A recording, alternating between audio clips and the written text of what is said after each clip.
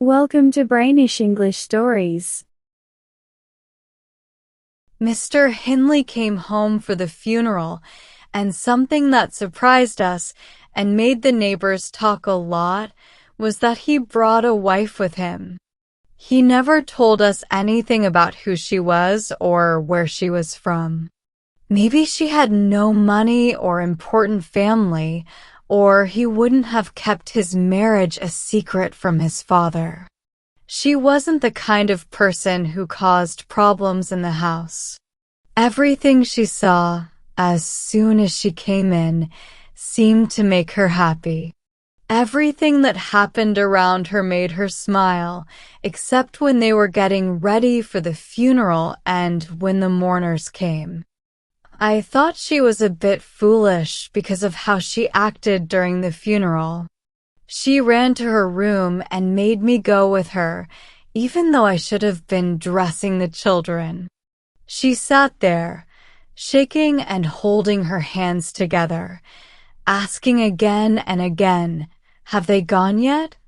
Then she started talking in a crazy way about how seeing black clothes made her feel. She jumped, shook, and then started crying. When I asked her what was wrong, she said she didn't know, but she was very scared of dying. I didn't think she would die at all. She was quite thin, but young, with fresh skin, and her eyes were bright like diamonds. I did notice that going upstairs made her breathe very fast, and that even a little noise made her shake. She also coughed a lot, but I didn't understand what these things meant and didn't feel sorry for her. "We don't usually like people from other places here, Mr. Lockwood, unless they like us first." Young Earnshaw had changed a lot in the 3 years he was away. He had become thinner, his skin was pale, and he spoke and dressed very differently. On the day he returned, he told Joseph and me that we had to live in the back kitchen from now on and leave the house to him.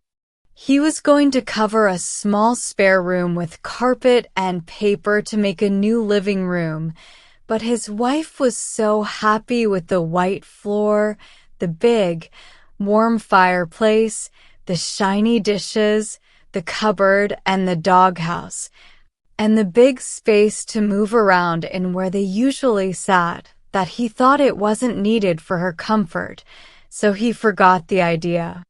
She was also happy to have a sister in her new family.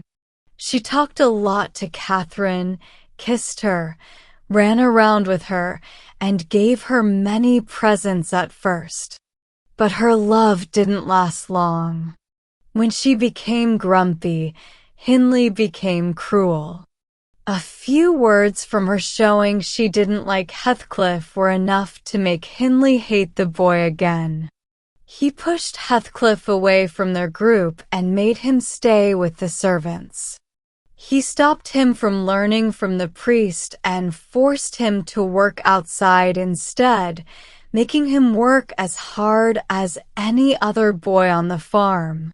At first, Heathcliff accepted his lower position pretty well because Kathy taught him everything she learned and worked or played with him in the fields. They both seemed like they would grow up wild, like people who lived far away from others. The young master didn't care at all about how they behaved or what they did, as long as they stayed away from him. He didn't even make sure they went to church on Sundays. It was only when Joseph and the priest scolded him for being careless when they missed church that he remembered to punish Heathcliff with a beating and Catherine by not letting her eat dinner or supper. But one of Heathcliff and Catherine's favorite things to do was run away to the moors in the morning and stay there all day. After that, any punishment became something they laughed about. The priest could make Catherine learn as many Bible chapters as he wanted, and Joseph could beat Heathcliff until his arm hurt, but they forgot everything as soon as they were together again. At least, they forgot as soon as they thought of some naughty plan to get back at others. One Sunday evening, they were sent away from the sitting room because they were making noise or doing something small like that. When I went to call them for supper, I couldn't find them anywhere. We searched the house from top to bottom, and we searched the yard and the stables, but they were nowhere to be seen. At last, Hindley got very angry and told us to lock the doors, and he swore that nobody would let them in that night. Everyone in the house went to bed, but I was too worried to sleep. I opened the window and listened, even though it was raining. I was ready to let them in, even though I wasn't supposed to, if they came back. After a while, I heard footsteps coming up the road, and I saw the light of a lantern shining through the gate. I quickly put a shawl over my head and ran out to stop them from waking Mr. Earnshaw by knocking on the door. But there was Heathcliff all by himself. I was surprised to see him alone. "Where is Miss Catherine?" I cried quickly. "I hope nothing bad has happened?" "She's at Thrushcross Grange," he answered, "and I would have been there too, but they were rude and didn't invite me to stay." "Well, you're in trouble now," I said. "You'll never be happy until you get sent away for good." "Why in the world did you go wandering to Thrushcross Grange?" "Let me take off my wet clothes, and I'll tell you everything, Nellie," he replied.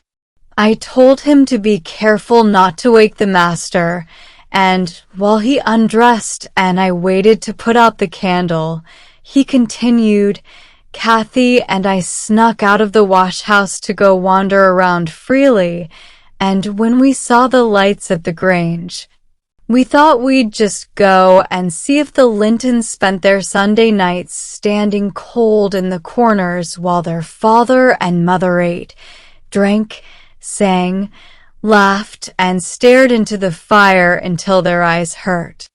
Do you think they do that? Or maybe they read sermons, answer questions from their servant about the Bible, and learn a list of names from the scriptures if they don't answer correctly." "Probably not," I replied.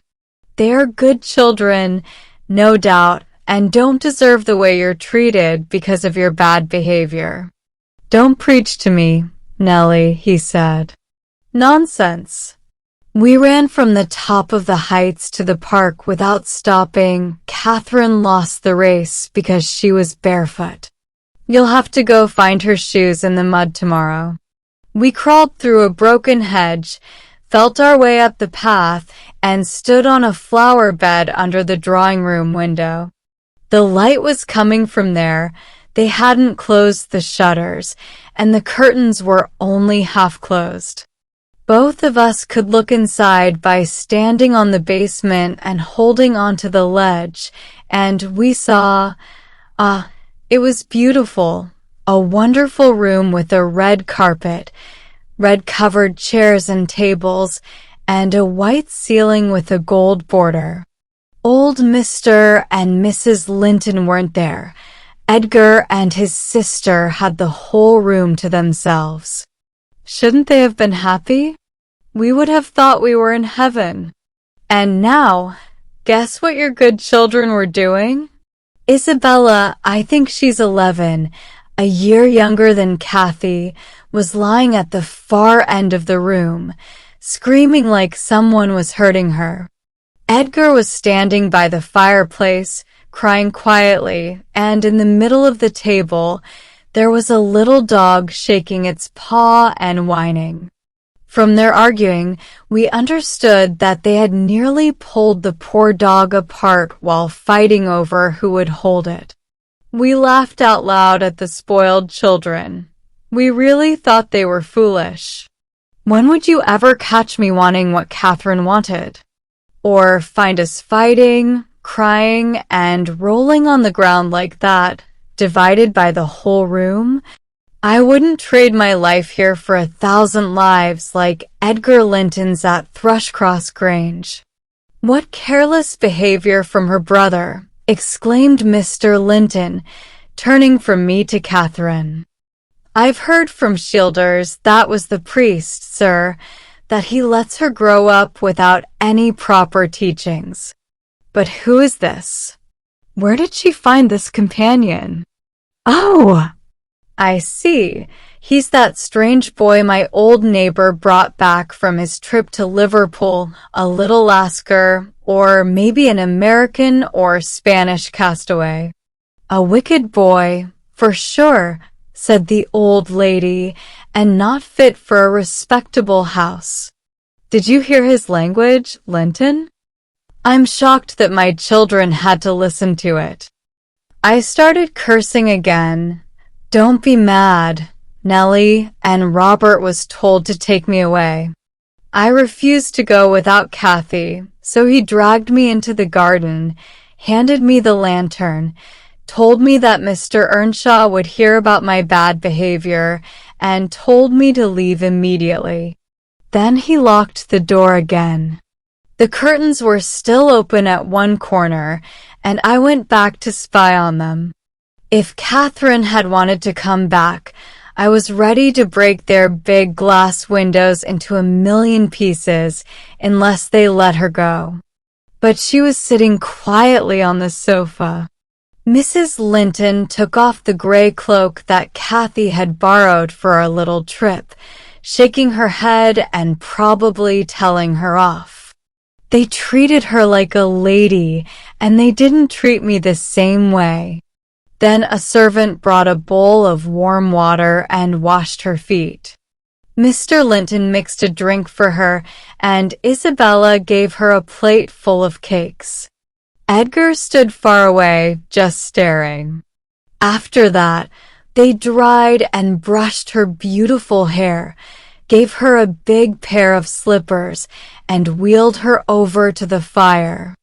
I left her, sitting happily, sharing her food with the little dog and Skulker, even pinching the dog's nose while he ate. She brought some life into the boring Lintons. Their dull blue eyes lit up a little, reflecting her bright, lovely face. I could see they were amazed by her. She is so much better than them, better than everyone in the world, isn't she, Nellie? There's going to be more trouble from this than you think, I replied, covering him up and putting out the light. You're hopeless. Heathcliff and Mr. Hindley will have to take serious action soon, you'll see. My words were more true than I wished. This unlucky adventure made Earnshaw really angry. And then Mr. Linton, trying to fix things, came to visit us the next day. He gave the young master a strong lecture on how he was raising his family, and it made Hindley finally start paying attention. Heathcliff wasn't beaten, but he was told that if he spoke to Miss Catherine again, he would be thrown out. Mrs. Earnshaw also promised to keep her sister-in-law under control when she returned home, using gentle methods instead of force, because force would never work with her.